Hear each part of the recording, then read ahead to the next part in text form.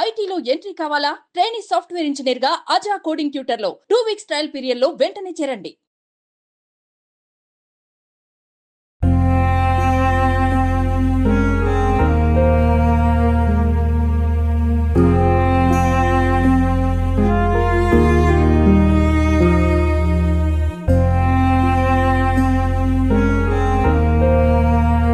అబ్బాయిలు అలవాటు అయ్యారు. మనం ఎటు పోయినవరండి నీకెందుకు స్మోకింగ్ చేసుడు, పిల్లలను తీసుకొచ్చుడు, వాళ్ళని తినబెట్టుడు, వాళ్ళకు డ్రగ్స్ అలవాటు చేసుడు. నమస్తే, welcome to Suman TV. Nizamabad జిల్లాలో గంజాయి రాజ్యం వెళ్తుందని చెప్పేసి మనం అందరము మాట్లాడుకుంటూనే ఉన్నాము. కాకపోతే నిజామాబాద్ జిల్లాలో ఇప్పటికే అనుమానాస్పదంగా చాలా వరకు కూడా హత్య కేసులు అయితే మనకి రిజిస్టర్ కావడం జరుగుతూ ఉంది. సో అసలు ఏం జరుగుతుంది నిజామాబాద్ జిల్లాలో అని చెప్పేసి ఒక్కసారి మనము చరిత్ర తిరిగేయాల్సిన అవసరం ఉంది. అంటే గతంలో ఎట్లా ఉండింది, ఇప్పుడు ప్రజెంట్ సిచ్యువేషన్ అసలు ఎట్లా ఉంది అంటే నిజామాబాద్ జిల్లాలో మత్తు పదార్థాలు అనేటివి ఇవాళ ఏరులై పారుతూ ఉన్నాయి. సో ఈ మత్తు పదార్థాల బారిన పడ్డ వాళ్ళు మాత్రమే ఇట్లాంటి హత్యలకైతే పాల్పడుతున్నారు అనేది మనకు తెలుస్తుంది. సో నిన్నటికి నిన్న మనము ఒక ఇన్సిడెంట్ గురించి మనం మాట్లాడుకోవాలా. మిర్చి కాంపౌండ్ అండి. సో మిర్చి కాంపౌండ్లో ఒక ఇన్సిడెంట్ అయితే జరిగింది. ఒక వ్యక్తిని అతి దారుణంగా గొంతు కోసి చంపేశారు. అసలు ఎవరు చంపిన వాళ్ళు చెప్పేసి మీరు ఖచ్చితంగా అనుకుంటుండొచ్చు. సో ఎవరైతే దీంట్లో మేజర్స్ ఈ హత్య చేయలేదు, ఎవరైతే పాల్గొన్న వ్యక్తులు ఎవరైతే ఉన్నారో వాళ్ళందరూ కూడా ముగ్గురు మైనర్సే.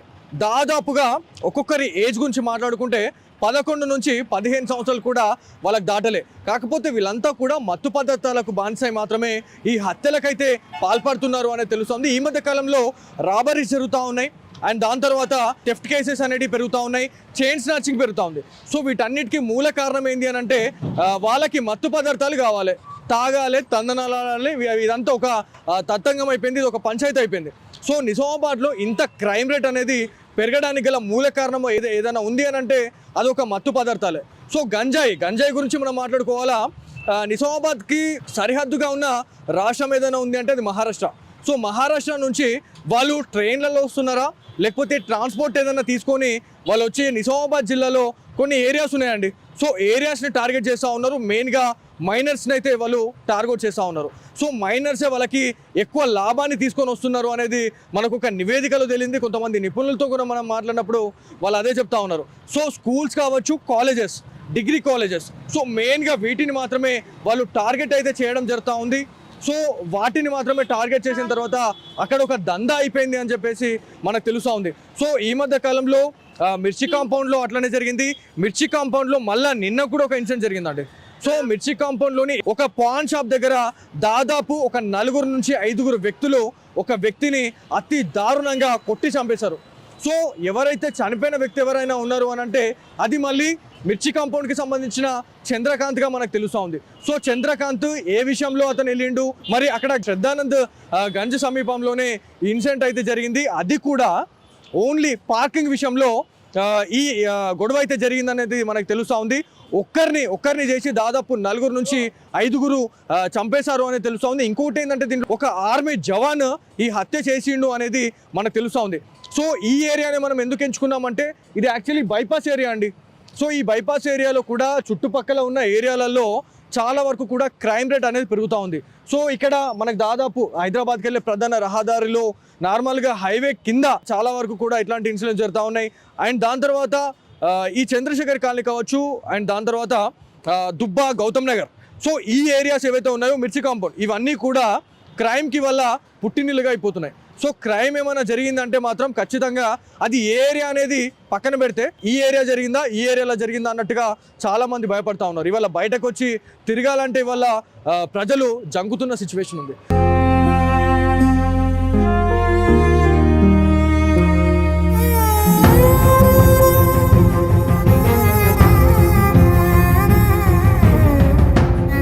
కొంతమంది స్థానికులు ఉన్నారు, వారితో మాట్లాడారు. ఏంటి మీ ప్రాబ్లం ఏంది, ఏం మాట్లాడాలనుకుంటున్నారు? మా అబ్బాయిలు అలవాటు అయ్యారు. రాత్రి 10:30, 11 గంటలకు వస్తారు బైక్ల మీద. మా 2 పిల్లలు పాన్ షాప్ 2 సార్లు కొట్టినాయి నా 2 పిల్లలకి. ఓకే, అంటే మత్తు పదార్థాలకు బానిసయ్యారు అని అంటారు మీరు, అంతేనా? సున్నంలో ఏమో కలుపుతారంట. అయితే ఆ పాన్ కట్టి తిని రాత్రి 1 గంటకు వస్తారు ఇంటికి. మనం ఎటు పోయినవరండి నీకెందుకు నీ మీదకే కన్న తండ్రి మీదకే వస్తున్నారు అంతేనా? అంతే. మళ్ళీ ఇక్కడ స్టూడెంట్లు ఉన్నది కదా చదువుకున్న వాళ్ళు, వాళ్ళు కూడా బానిస అయిపోయారు. స్మోకింగ్ చేసుడు పిల్లలను తీసుకొచ్చుడు వాళ్ళని తినబెట్టుడు వాళ్ళకు అలవాటు చేసుడు మొత్తం ఇదే సున్నందే అదే. సో దాంట్లో ఏం కలుపుతున్నారు అనేది ఇక అలాగే తెలుసు ఇక.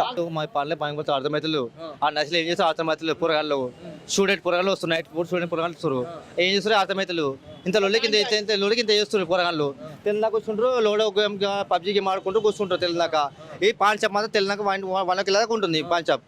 సో ఈ మత్తులా ఎవరిని ఏం చేసుకుంటున్నారు, ఎవరిని కొడుతున్నాం తెలుస్తలే, ఎవరిని తిడుతున్నాం కూడా ఓస్లో లేరు. ఏమన్నా కూడా మామీకి రివర్స్ వస్తారు అంటే గల్లీ పొరగా చూస్తలేరు బయట చూస్తలేరు అంటే ఏమన్నా ఒక మాట నా బ్రో పోతే ఇంటికి పోయినా కూడా మా మీద రివర్స్ వస్తారు నీకేం చెప్పి నువ్వే నాకు చెప్పాను అంటే మా మీద రివర్స్ వస్తారు. సార్ ఇక్కడ అమలు వెహికల్ కూడా పెడతారు ఇక్కడ రోడ్ పైన వీళ్ళు కూర్చుంది కూడా మాకు అర్థం కాదు సార్ ఇక్కడ ఏం గొడవ అవుతుందో కూడా తెలియదు అసలు విజువల్ కూడా పడాయి కెమెరాకు అడ్డం పెట్టేస్తారు సార్ ఇక్కడ పెడతారు వెహికల్ ఇక్కడ పెడతారు వాళ్ళు అమలు వాళ్ళు కూడా వాంటెడ్లీ అక్కడ పెడతారు ఇక్కడ తీసుకుంటారు ట్రాఫిక్ కూడా ఇబ్బంది అవుతుంది ఇక్కడ ఘోరంగా ఇబ్బంది. మెయిన్గా మీరు నిజామాబాద్ పోలీస్ అధికారులకు మీరు ఏం మెసేజ్ చేయాలనుకుంటారు అంటే ఇట్లాంటి క్రైమ్ రేట్ అనేది పెరుగుతా ఉంది. మిర్చి కాంపౌండ్ సెకండ్ ఇన్సిడెంట్ అండి, రేపు మళ్ళీ పొద్దున ఏం జరుగుతుంది అనేది కూడా మనకి తెలియదు. సో మీరు ఒకసారి చెప్పండి సార్ మాకు అర్థమైతే లేదు సార్ అసలు ఏమైతుందో అసలు పోలీస్ వాళ్ళు ఏం చేస్తారు ఇక్కడ దగ్గరనే ఉంది పేజ్ కూడా ఎంత దూరం ఉంటుంది చెప్పండి. ఇక్కడ నుంచి వెళ్ళదు సార్ ఒక 10-15 అడుగులు వేస్తారు సార్ టౌన్ ఉంది ఇక్కడ దగ్గరనే ఉంది ఇంకనే అట్లాంటిది దారుణం సార్ ఇది కావాలి మాకైతే కన్ఫర్మ్ చెప్తాను సార్ ప్రొటెక్షన్ కావాలా మాకైతే పోలీస్ దగ్గర నుంచి పోలీసు వాళ్ళు ఏం చేస్తున్నారు మాకు అర్థమైతే టీపీఎస్ పోలీసు వాళ్ళు. సో దాదాపు ఒక 200 రేడియస్ లోనే పోలీస్ స్టేషన్ ఉంది కానీ పట్టించుకోవట్లేదు పోలీస్ అధికారులు అంతేనా? పట్టించుకుంటలేదు సార్ ఇక్కడ ఎమ్మెల్యే సాబ్ వాళ్ళు ఇల్లు కూడా ఉన్నది ఇక్కడ ఇంత దారుణం జరిగిందంటే ఇప్పుడు సార్ మా ఇంటి దగ్గర ఏమైతుంది సార్ మా ఇంటి దగ్గర పోతే బయట ఏమైతుంది సార్ చెప్పండి బయట కాదు సార్ విషయాలు ఎమ్మెల్యే ఇంటి దగ్గరనే జరుగుతుంది సార్ ఇంత ఘోరము.